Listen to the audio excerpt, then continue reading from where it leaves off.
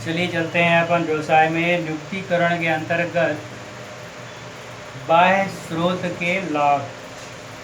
बाह्य स्रोत से भर्ती समझ में आ गया था अपन को।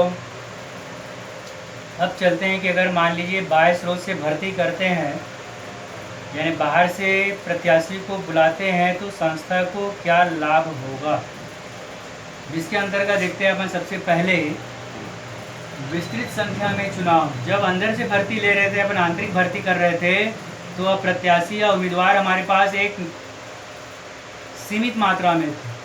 हमको सीमित मात्रा में इसी व्यक्तियों को आगे की ओर भेजना था, चयन करना था, जिसके कारण वहाँ पर परिणाम ये हो रहा था कि योग्य व्यक्ति की तलाशी नहीं पा रही थी। हमको योग्य प्रतिभा वाला व्यक्ति नहीं मिल पा रहा था, जो था उसी में हमको संतुष्टि करना पड़ रहा था। लेकिन जब बाहर से हम प्रत्याशी को बुलाएंगे, बाहर से अगर हम भर्ती करते हैं, तो वहाँ पर कई प्रकार के योग्यताधारी व्यक्ति आएंगे। 10 पद है तो 50 व्यक्ति आएंगे, 100 व्यक्ति आएंगे, और फिर जब वहाँ पे अधिक मात्रा में उम्मीदवार होंगे तो उनकी योग्यता को देखेंगे हम, और जिसमें अधिक से अधिक योग्यता होगी उस उम्मीदवार का हम चयन कर लेंगे। ये फायदा होता है, जिसके कारण कहा गया कि विस्तृत संख्या में चुनाव, यानी हमको सीमित मात्रा में ही नहीं रहना है। बाह्य स्रोत में आवेदकों की संख्या बढ़ जाती है, और अधिक मात्रा में आवेदक होने के कारण उनकी मात्रा विस्तृत हो गई, और उस विस्तृत मात्रा में से क्या करते हैं, हम योग्य व्यक्ति का चुनाव करते हैं, जिसके कारण संस्था को एक योग्य व्यक्ति की प्राप्ति हो जाती है। जिस प्रकार के कर्मचारी की हमको आवश्यकता है, उस प्रकार के कर्मचारी की प्राप्ति हमको यहाँ पर हो जाती है। कौन से स्रोत में? बाह्य स्रोत में। ठीक, आई बात में। दूसरा कहा गया यहाँ पर बाह्य स्रोत के अंतर्गत, दूसरा, नए प्रतिभा संपन्न प्रत्याशी का आगमन। आंतरिक स्रोत में हमारे पुराने कर्मचारियों को ही जो है पदोन्नति करके एक पद से दूसरे पद पर ट्रांसफ़र किया जाता था, उनका प्रमोशन किया जाता था, जिसके कारण बाहर से व्यक्तियों का आगमन बिल्कुल बंद हो गया था। लेकिन जब बाह्य स्रोत से हम भर्ती करेंगे यहाँ पर, तो नए प्रतिभा संपन्न बाहरी व्यक्तियों का आगमन होगा, और उसकी योग्यता का लाभ हमारी संस्था को मिलेगा। जब नए व्यक्ति आएंगे तो अपनी योग्यता, तो अपनी प्रतिभा दिखाएंगे, अपनी योग्यता दिखाएंगे, और उस नए व्यक्ति की योग्यता का लाभ भी किसको मिलेगा? संस्था को मिलेगा। इसलिए कहा जाता है कि बाह्य स्रोत से प्रतिभा वाले योग्य प्रत्याशियों की प्राप्ति होती है। बाह्य स्रोत से योग्य प्रतिभा वाले व्यक्तियों की या आवेदकों की प्राप्ति होती है, जिसके कारण संस्था को अधिक से अधिक मात्रा में लाभ की प्राप्ति भी होती है। ठीक है। योग्यता प्राप्त कर्मचारियों के आवेदन की संभावना। जब बाह्य विज्ञापन के माध्यम से या बाह्य स्रोत से हम भर्ती करते हैं, तो जितने योग्यताधारी व्यक्ति बाहर में है, वे सब उस नौकरी को प्राप्त करने के लिए आवेदन देते हैं, और उन व्यक्तियों का आवेदन संस्था को मिलता है। तब हमारे कंपनी का प्रबंधक अपने अधिकारियों के माध्यम से उनके योग्यता अनुसार आवेदनों को देखता है, और जिसमें विशेष योग्यता होती है उसको लेटर भेजा जाता है कि आपको जो है यहाँ पर साक्षात्कार के लिए या इंटरव्यू के लिए इस तारीख को संस्था में आना है। और फिर उसका साक्षात्कार होने के बाद जब वो सफल हो जाता है, तो उसे संस्था में नियुक्ति कर ली जाती है। तो इस प्रकार से बाह्य स्रोत से अगर हम भर्ती करते हैं, तो बाहर से भी विशेष योग्यताधारी व्यक्तियों से हमको आवेदन की प्राप्ति हो जाती है, और इसका लाभ किसको मिलता है? यहाँ पर संस्था को। ठीक है। फिर देखिए, इसी में प्रतिस्पर्धा, कंपटीशन शुरू हो जाता है। जब बाहर से कंपनी का प्रबंधक भर्ती करना शुरू करता है, तो विद्यमान कर्मचारियों का बाहरी व्यक्तियों के साथ क्या होता है? यहाँ पर कंपटीशन। आंतरिक का जो हमारा विद्यमान कर्मचारी है, वो दिखाता है कि मैं जो नया व्यक्ति आया है या जो नए व्यक्ति की नियुक्ति की गई है, उससे विशेष योग्य हूँ, और अपने पूरे मनोबल के साथ काम करता है, ताकि आने वाले समय में उस व्यक्ति का प्रमोशन हो जाए और संस्था बाहरी व्यक्तियों पर निर्भर ना रहे। इसलिए यहाँ पर प्रतिस्पर्धा शुरू हो जाता है, और उस प्रतिस्पर्धा में विद्यमान कर्मचारी अपनी पूरी की पूरी योग्यता को वहाँ पर प्रदर्शन करता है, जिसके कारण संस्था को और अधिक मात्रा में क्या मिलता है? लाभ। और जब प्रबंधक को लगता है कि नहीं, बाहर से नहीं, अब मैं जो है अंदर से भर्ती करूँगा, क्योंकि अब बाहर से व्यक्ति आ रहे हैं तो उनका उत्पादन या उनके माध्यम से जो उत्पादन हो रहा है, लागत बढ़ रही है, लेकिन हमारे कर्मचारी जो विद्यमान है वो जो काम कर रहे हैं यहाँ पर, तो उससे लागत में कैसी आ रही है, कमी।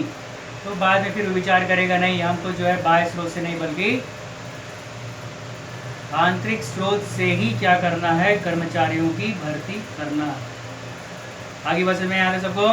तो ये लाभ होता है किसका, बाह्य स्रोत के लाभ। जब बाह्य स्रोत से हम भर्ती करते हैं तो इस प्रकार से यहाँ पर लाभ होता है किसको, संस्था को भी और कार्य करने वाले बाहर से आने वाले व्यक्तियों को। ठीक है, आगे बस में आता है। फिर देखिए, चलिए लाभ के बाद देखते हैं इसी में बाह्य स्रोत की हानियाँ। अगर हम बाह्य स्रोत से भर्ती करते हैं, बाहर से कर्मचारी को बुलाते हैं, तो किस प्रकार से हमको यहाँ पर हानि का सामना भी करना पड़ सकता है। तो पहली हानि होती है खर्चीली प्रणाली। बाह्य स्रोत से भर्ती करना मतलब बहुत ही खर्चीली प्रणाली है। कंपनी के प्रबंधक को विज्ञापन करना पड़ेगा, विज्ञापन के पीछे पैसा खर्च करना पड़ेगा, है ना।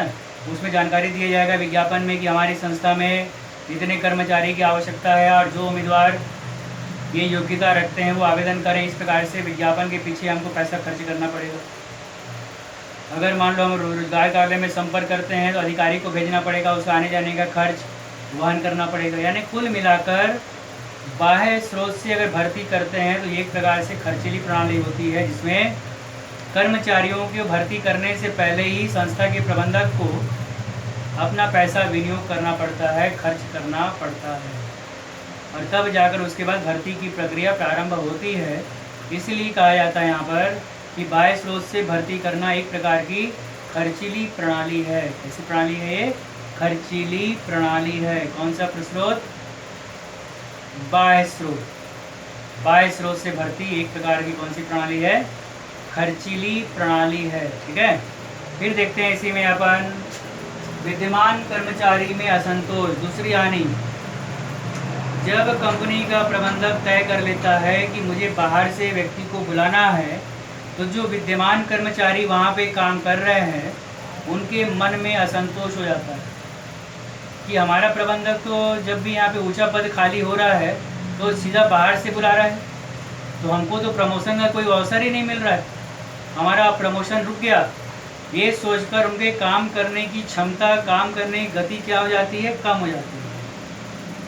उनका मनोबल गिर जाता है और जिस गति से काम करना चाहिए उस गति से काम नहीं करते हैं, और कुल मिलाकर इससे उत्पादन की मात्रा धीरे धीरे क्या हो जाती है, कम हो जाती है, और संस्था को यहाँ पर हानि का सामना करना पड़ता है।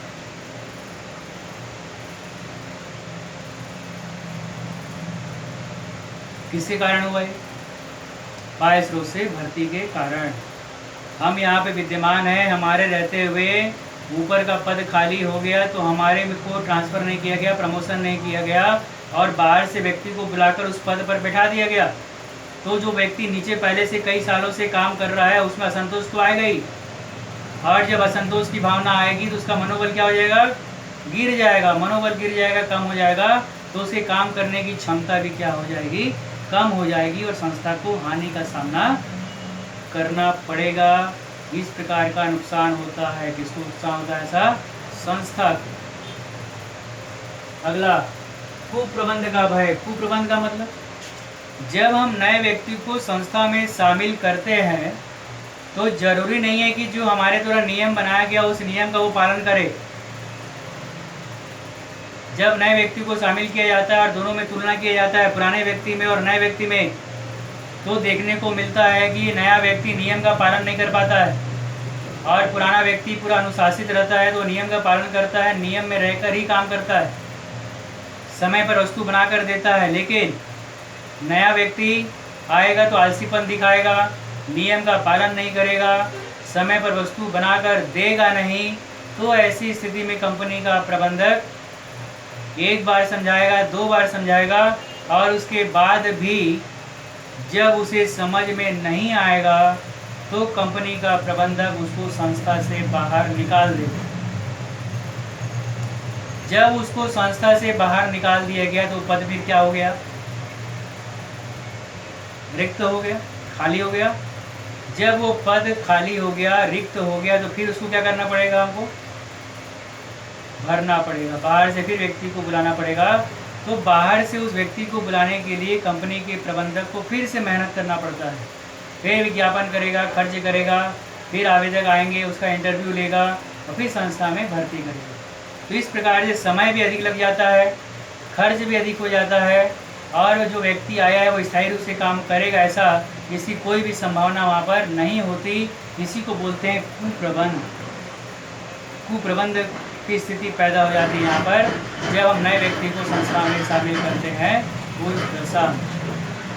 ठीक है, फिर देखिए इसी में अधिक समय लगना। बाह्य स्रोत जो है ऐसा नहीं है कि आज हमको कर्मचारी की आवश्यकता है और कल हमको वहाँ से कर्मचारी एकदम आसानी से मिल जाएंगे,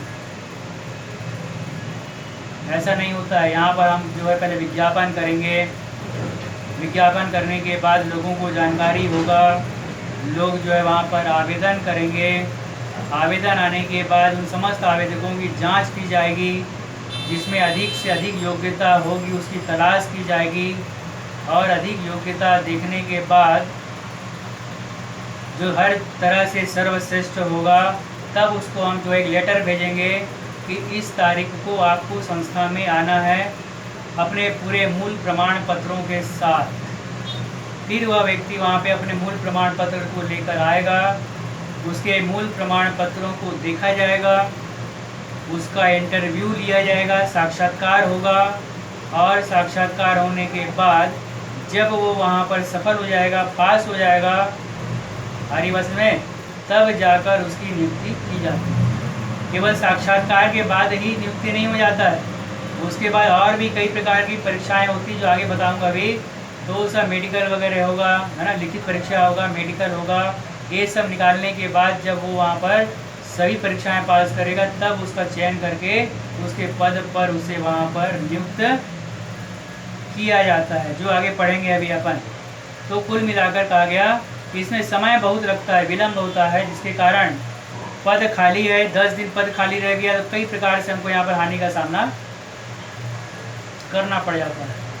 इसलिए और आंतरिक स्रोत रहता तो तुरंत संस्था से भर्ती कर लिए, हमारा पद खाली भी नहीं रहेगा और उत्पादन रुकेगा भी नहीं, और उत्पादन अपने गति से चलता रहता है। ये फायदा है और ये नुकसान आगे बस में। तो ये है बाह्य स्रोत के हानि। तो इस प्रकार से हमको यहाँ पर हानि का सामना करना पड़ता है। कौन से स्रोत में?